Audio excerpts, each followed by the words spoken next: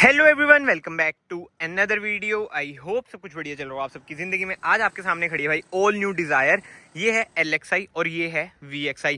अक्सर ना लोगों को यही कन्फ्यूजन होती है, बेस मॉडल पे जाएं या फिर बेसिक ऊपर वाला मॉडल ले लें जो कि 1 लाख महंगा है। जी हाँ, 1 लाख का डिफरेंस आपको मिल जाता है LXi एंड VXi में। और जो मेजर डिफरेंसेस है ना, आज की वीडियो में मैं उन सब के बारे में बात करूंगा।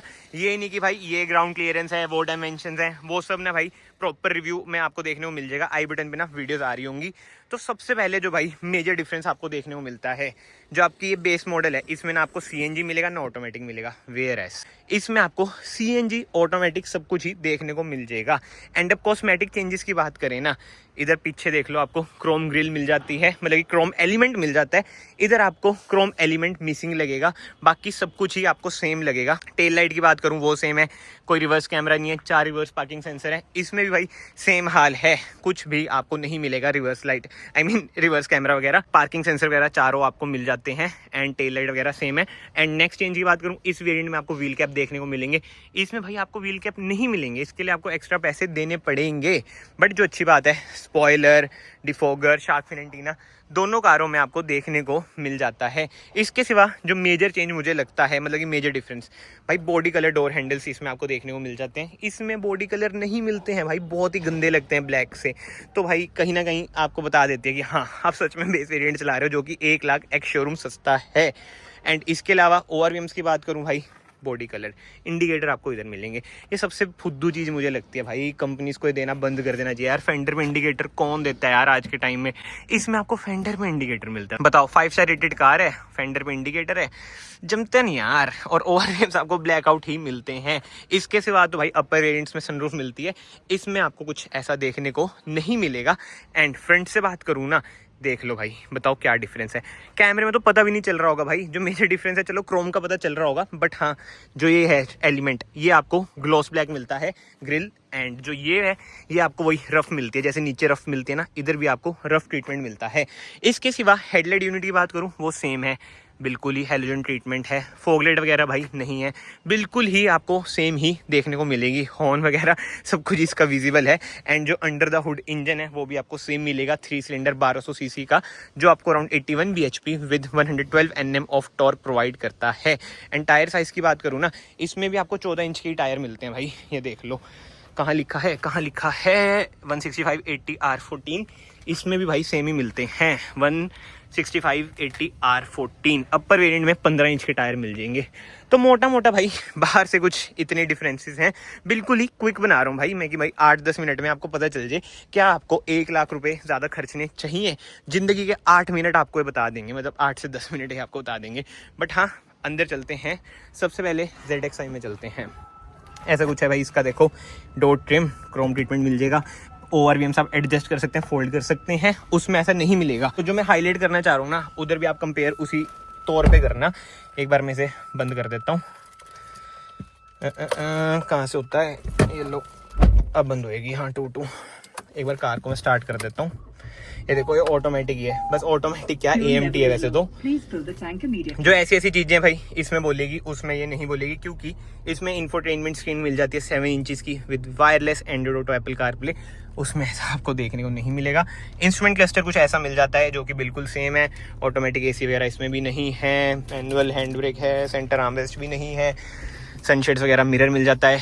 IRVM देखो, ये मैनुअल मिल जाता है, उसमें अलग है थोड़ा, वो सब मैं आपको दिखा देता हूँ, ठीक है। बट मोटा मोटा भाई आगे से जो मेजर चेंजेस है, स्टीयरिंग व्हील में जैसे कंट्रोल मिल जाते हैं, मतलब इंफोटेनमेंट स्क्रीन है तो इंफोटेनमेंट स्क्रीन कंट्रोल करने के बटन मिल जाते हैं।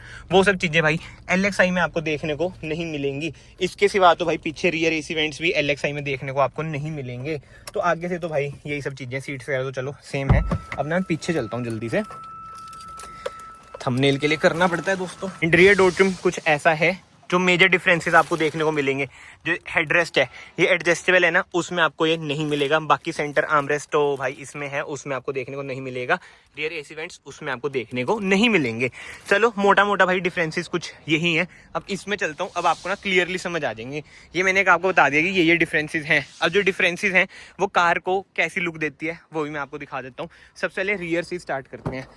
रियर AC वेंट्स देख लो भाई, LXi में आपको देखने को नहीं मिलेंगे। हेडरेस्ट एडजस्टेबल नहीं है, सेंटर आर्मरेस्ट आपको देखने को नहीं मिलती है। एंड स्पेस वगैरह ना सब कुछ मैंने जो रिव्यू है उसमें बता रखे। इसमें केवल मुझे थाई सपोर्ट की दिक्कत लगी, इसके सिवा भाई कार में कोई भी दिक्कत परेशानी वाली बात मतलब कि कंफर्ट में तो नहीं है। अब आ जाते हैं भाई बेस मॉडल के अंदर। हो भाई गर्मी बहुत हो चुकी है, सुबह ठंड थी जब मैं आया था, बहुत वीडियोस बना ली आज। बट हाँ, ओवरवीएम आप इधर से एडजस्ट नहीं कर सकते। आपको अगर ओवरवीएम एडजस्ट करना है ना, आपको ये अपना हाथ यूज़ करना पड़ेगा, जो आप बहुत चीज़ों में यूज़ करते होंगे, ऐसे मतलब कि ऐसे ऐसे करना पड़ेगा भाई। कुछ एडजस्टमेंट फोल्ड वगैरह नहीं मिलेगा सैडली। और एक चीज़ बताऊँ मैं, मतलब कि थोड़ा आउट ऑफ द टॉपिक है, ऑटो अप, ठीक है, ऑटो डाउन, ये टाटा के जो टॉप मॉडल है ना सफारी हैरियर वगैरह, उनमें भी नहीं है भाई ये चीज़ें। बाकी ऑटो ऑन ऑफ का बटन इधर मिलता है, ट्रैक्शन ऑफ, मतलब ये सब चीज़ें सेम है। बट अब मेजर चेंज आप देख सकते हो, इंफोटेनमेंट स्क्रीन वगैरह मिसिंग लगेगी। ये देखो IRVM आपको ऐसे ही एडजस्ट करना पड़ेगा हाथ से।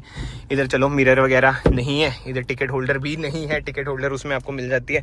AC के कंट्रोल सेम है। एंड जो ये स्टीयरिंग व्हील है ये भी आप देख सकते हो भाई, कैसा बेसिक सा स्टीयरिंग व्हील लगता है।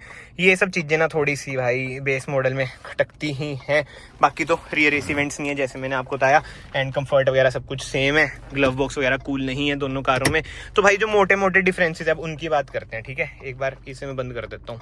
बस ओवरव्यू मैंने देखो आपको दोनों कारों का दे दिया है, और बिल्कुल ही शॉर्ट एंड सिंपल मैनर में दिया है भाई। ये नहीं कि 10-15 मिनट की मैं वीडियो बना दूँ, तो इसलिए लास्ट में ना एक बार मैं फिर से आपको बताता हूँ जो मोटे मोटे डिफरेंसेस हैं क्या क्या हैं।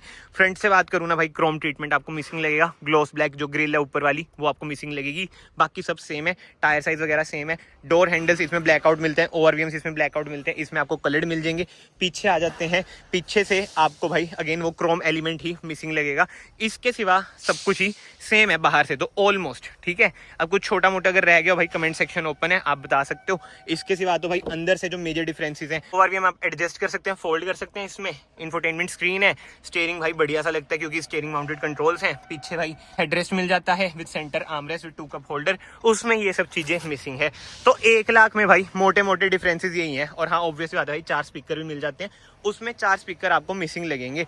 तो कमेंट सेक्शन में ना जरूर बताओ क्या 1 लाख रुपए और खर्च के इस वेरिएंट पे जाओगे जो कि VXI या फिर LXI पर ही जाओगे।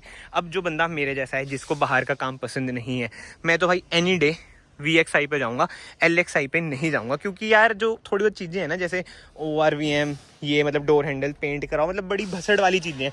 इससे अच्छा 1 लाख दो, सीट कवर मैट वगैरह डलवाओ। वैसे सीट कवर भी बाद में डलवाओ, केवल मैट डलवाओ और इन्वर्टर लगवा लो अगर आप अंकल हो, और अपना चलते बनो। कोई दिक्कत परेशानी वाली बात नहीं है।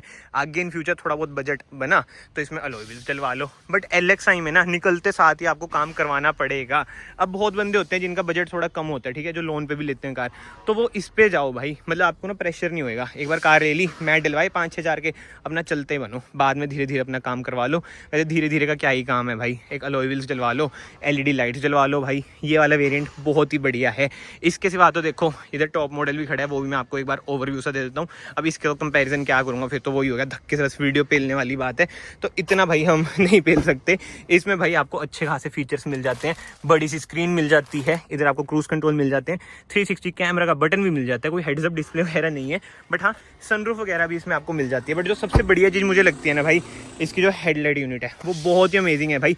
LED ट्रीटमेंट मिलता है। अभी तो आगे आगे यार करोल बाग में इसकी हेडलाइट भी बेचने को, मतलब कि बिकने को आ जाएगी मार्केट में। बेस मॉडल में भी आप टॉप मॉडल वाली हेडलाइट्स वगैरह लगवा लेंगे। तो भाई ठीक है, ऑल न्यू डिज़ायर मुझे तो बढ़िया लगी, खासकर जो इसकी सेफ्टी वगैरह है। मतलब कि इन शॉर्ट बताऊँ तो मारुति ने बहुत टाइम के बाद बहुत ही अमेजिंग प्रोडक्ट मार्केट में निकाला है, जो कि है आपकी ऑल न्यू डिज़ायर। स्विफ्ट नहीं, केवल डिज़ायर। तो आई होप सो आपको ये वीडियो पसंद आई है। अगर आई है वीडियो को ना ऐसे लाइक कर देना, चैनल को ऐसे सब्सक्राइब कर देना, एंड कमेंट सेक्शन में बता देना भाई अगर कोई डिफरेंसेस रह गए हो। Till then bye bye, take care.